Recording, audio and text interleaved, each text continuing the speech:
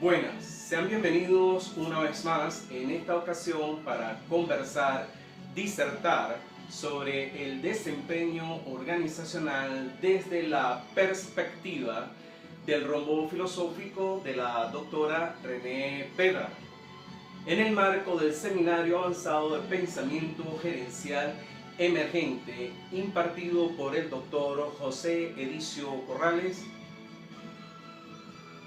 como parte del pensum del doctorado en gerencia de la Universidad Yacambú. Adelante.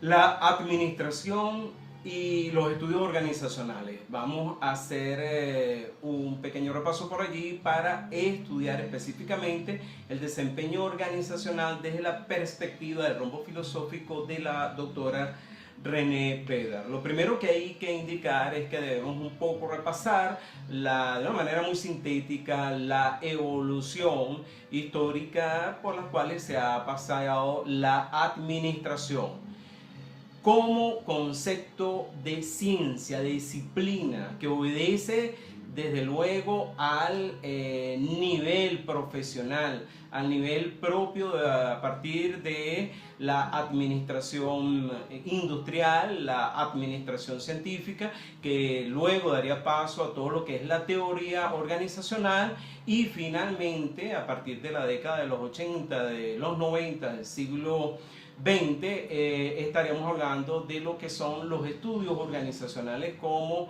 elemento que pretende ofrecer una perspectiva crítica de la organización en función de dar respuestas que la teoría organizacional pues no daba debido a sus limitaciones, porque vale la pena destacar de que en las dos instancias previas, tanto en la administración científica industrial como en la teoría organizacional, se estaba bajo un método cuantitativo, positivista, en tanto que en los estudios organizacionales nos encontramos ante un método de análisis cualitativo, interpretativo, ¿verdad? Para dar explicación a los fenómenos, buscar comprender, entender, explicar la organización. No necesariamente su fin principal era la eficiencia, sino era más bien la comprensión del fenómeno desde este punto de vista interpretativo fenomenológico, ¿verdad?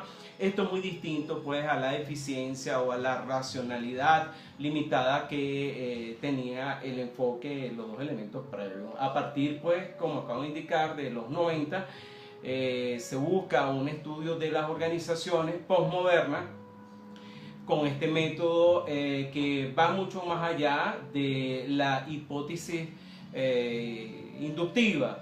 Es más bien comprender las referencias del entendimiento del comportamiento humano sobre cómo éste influye en el sujeto objeto de la relación organizacional. En este análisis cualitativo pues se comprende que desde luego está presente los elementos como la marca, el valor, los canales de distribución, las economías de escala, las estructuras de costo, el posicionamiento industrial, la ubicación geográfica, la tecnología, pero aquí viene la parte con que comienza a marcar un poco la diferencia, que era ese capital humano que ya no como recurso, sino más bien incluso como capital, como talento humano, y más recientemente el conocimiento humano, ¿verdad? Es ese conocer de las debilidades y fortalezas que en un momento tiene una organización para alcanzar sus objetivos, su visión, su misión, sus valores organizacionales y sus elementos diferenciadores en ese ecosistema organizacional. Entonces pues se trata de determinar la estructura organizacional o administrativa óptima y los planes de trabajo administrativos bajo los cuales operar, determinar los requerimientos para alcanzar estos objetivos y en cierta forma desde luego los procesos administrativos. Esta es la importancia que tiene el rombo filosófico de la doctora Pedra. Bueno, la doctora Pedra nos indica que precisamente en el estudio de estos fenómenos organizacionales en la dialéctica discursiva propia de las organizaciones postmodernas, hay una cantidad de elementos subyacentes que no se ven en la organización, que están mucho más allá del front office o del back office y que está afectando de una u otra forma también a los stakeholders o a los que tienen interés en la organización.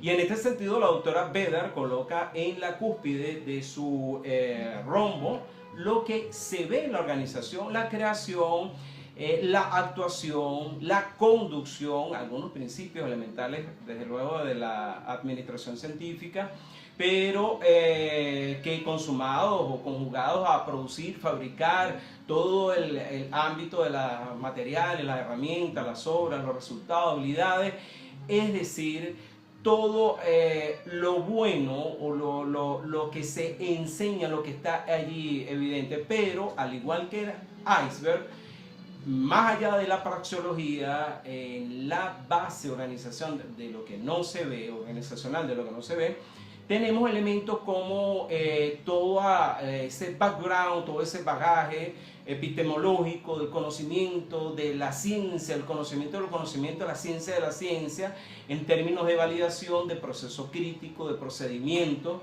de metodología, de teoría del conocimiento, desde luego bajo la égida de la filosofía, del amor por la verdad. Por otra parte, interactuando con praxeología y con epistemología, tenemos la axiología. En la axiología está todo lo atinente a la legitimación, a los valores personales, a los valores sociales, a los elementos, todos esos factores, todas esas variables culturales, donde estamos en un ámbito, en vez de la verdad, del bien. Sostiene la doctora Vedar que sobre estos tres elementos, praxeología, epistemología y ontología, hay una interacción e incluso una interdependencia de lo ontológico, ¿verdad? La significación y la orientación, el significado, lo que hemos estudiado en los otros seminarios avanzados sobre el Dasein, la existencia, el porqué organizacional, que veremos cómo lo vamos a conjugar con esto de los estudios organizacionales, es decir, la razón del ser. Entonces, la idea o lo fundamental es ofrecer respuestas a las especificidades de Oriente y su administración. Eso inquietaba a la doctora Vedar. Por otra parte, el segundo de los tres elementos para Vedar era el lugar del ser humano en el campo de los estudios y de las prácticas administrativas. Y finalmente los fundamentos teóricos del pensamiento y del conocimiento administrativo. Es decir, para Vedar lo importante, lo trascendental, es que estas cuatro instancias no son entidades separadas, ¿verdad?, en su modelo, sino que son aspectos y entidades particulares de una sola y una misma realidad. Están en una interacción y en una conjunción estrecha, formando las cuatro una sola armonía para el análisis, para comprender desde este modelo a la organización y establecer con claridad meridiana, palmaria, sus debilidades y su fortaleza y el buen proceder ante esa anarquía que caracteriza este pensamiento posmoderno, ¿verdad? Porque debe haber, para el pensamiento posmoderno organizacional, debe haber orden y debe haber desorden. El desorden, entre comillas, caos, es importante porque ese desorden es importante como el orden, porque este desorden crea cambios, crea crisis, crea ante los cambios y crisis oportunidades de repensarse, de replantearse, de nuevos enfoques, de nuevas alternativas. En síntesis, oportunidades de innovación, del poder creativo, de ese talento, de ese capital, de ese conocimiento, de ese know-how humano. Entonces, toda empresa, ¿verdad?, que intente de manera seria comprender esta realidad, pues simplemente tiene que observar las cuatro dimensiones en el criterio de la doctora Vedar. La ontología funda y condiciona las tres instancias.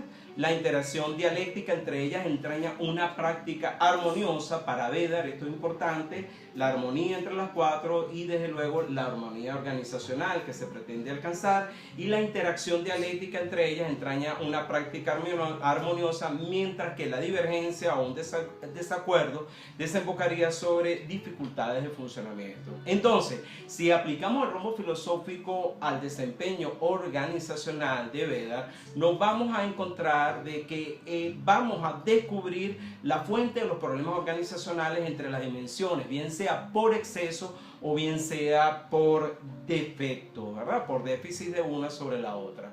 Así pues, la praxeología es la que justifica la existencia de la función administrativa, administers, al servicio de y no a la inversa.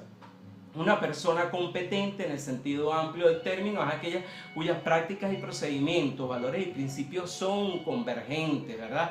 Es importante que destaca Vedar que tener oficio, entre comillas, no se reduce a la cualidad de saber ni a la riqueza de la experiencia. Es un ideal que podemos observar cuando, y subrayo, todos los componentes de una persona forman un conjunto armonioso. Efectivamente, la razón de ser de la actividad administrativa es la de favorecer la acción recíproca de estos cuatro aspectos. Entonces, cuando mutatis mutandis analicemos de manera simultánea y ya en estos últimos segundos de presentación, hagamos una alegoría, analizamos individualmente al profesional, al empleado, al trabajador, pero también le aplicamos el rombo a la organización, de manera paralela, ¿verdad? Entonces, por ejemplo, al trabajador, a ese talento, a ese capital humano, en el principio de su vida adulta, la persona ha recibido formación en un dominio específico, un área del saber, ¿verdad?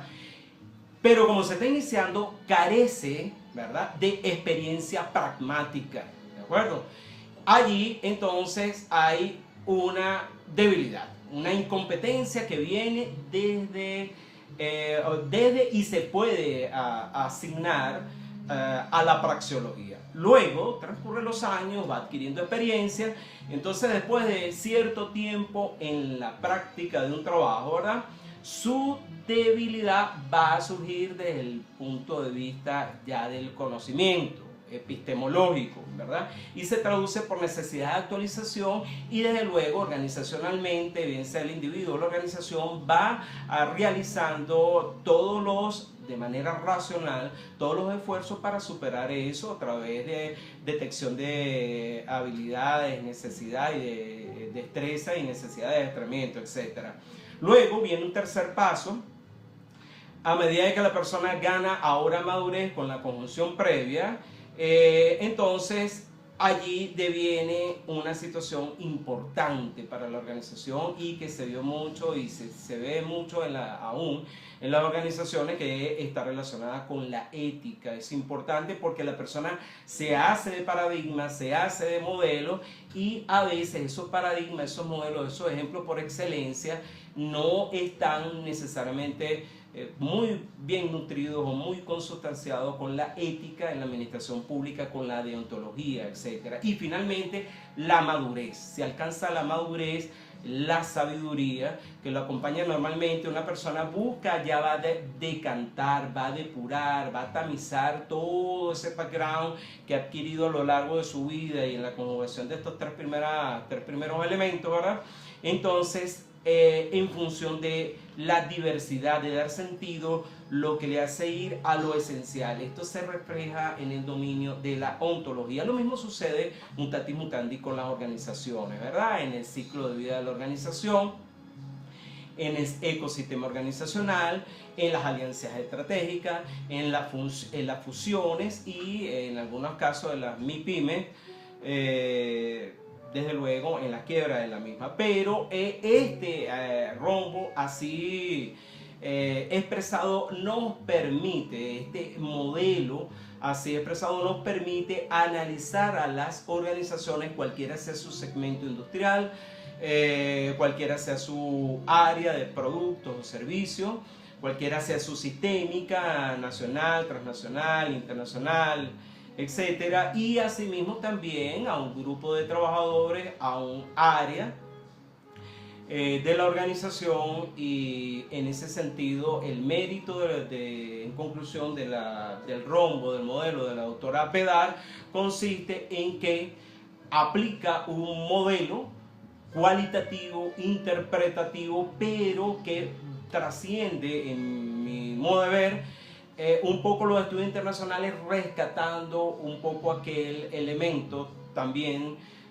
importante y trascendental, que es la eficiencia, la racionalidad, que permite a las organizaciones llegar a buen puerto y a buen destino. Hasta una próxima ocasión.